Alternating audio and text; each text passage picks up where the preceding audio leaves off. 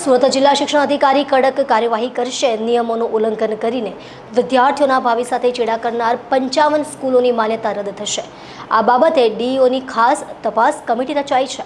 તપાસ કમિટીનો રિપોર્ટ બાદ પ્રાથમિક શિક્ષણ નિયામકને પત્ર મોકલાશે। સુરત જિલ્લા શિક્ષણ અધિકારી ડોક્ટર ભગીરથસિંહ પરમાર એક્શન મોડમાં આવ્યા છે અને બુધવારે તેમણે શહેરની 55 શાળાઓની માન્યતા રદ કરવાની કાર્યવાહી શરૂ કરી છે।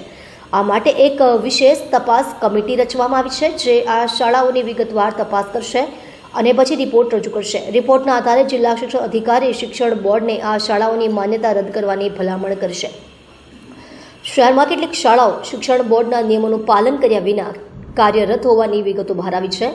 કેટલીક શાળાઓએ એક જ નામે 2 અલગ અલગ જગ્યાઓએ શાળા ચલાવવાનું શરૂ કર્યું છે, જ્યારે કેટલીક શાળાઓએ મંજૂરી લીધા વગર સ્થળ બદલી નાખ્યું છે। કેટલાક સંસ્થાપકો સ્કૂલમાં ફાયર સેફ્ટી અને બિલ્ડિંગ યુટિલાઇઝેશન સર્ટિફિકેટ વગર શાળા ચલાવી રહ્યા છે। શિક્ષણ બોર્ડ દ્વારા નક્કી કરાયેલા નિયમો મુજબ રમતગમતના મેદાન અને પાયાના ભૌતિક સગવડો જેવી કે પર્યાપ્ત ઇન્ફ્રાસ્ટ્રક્ચરની પણ વ્યવસ્થા નથી।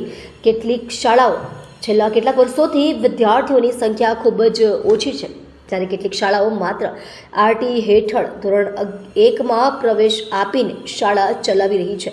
આ તમામ મુદ્દાઓને ધ્યાને લઈને ડીઈઓ ડોક્ટર ભગીરથસિંહ પરમારે શિક્ષણ વિભાગને રિપોર્ટ મોકલવાનું નક્કી કર્યું છે।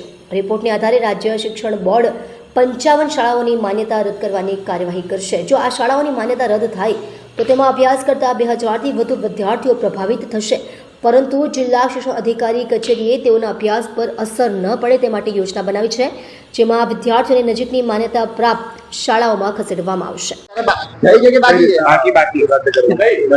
સુરત મહાનગરપાલિકા વિસ્તારમાં આવેલી 55 જેટલી શાળાઓની માન્યતા રદ કરવા માટે થઈને કાર્યવાહી કરવામાં આવી રહી છે।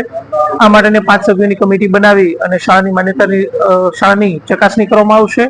આ તમામ શાળાઓની અંદર એમ કહી શકાય કે ઘણી બધી શાળાઓ એવી છે કે જે વર્ષોથી વગર વિદ્યાર્થીઓએ શાળા શરૂ છે, અથવા તો ઘણી બધી શાળાઓની અંદર એવી પરિસ્થિતિ છે કે જ્યાં મંજૂરી મળી છે એના જગ્યાએ અલગ જગ્યાએ શાળા શરૂ છે, અને અમુક શાળાઓની અંદર ભૌતિક સુવિધાનો સંપૂર્ણ અભાવ જોવા મળે છે। તમામ શાળાઓની ચકાસણી કરી અને શાળાઓની માન્યતા રદ કરવામાં આવશે।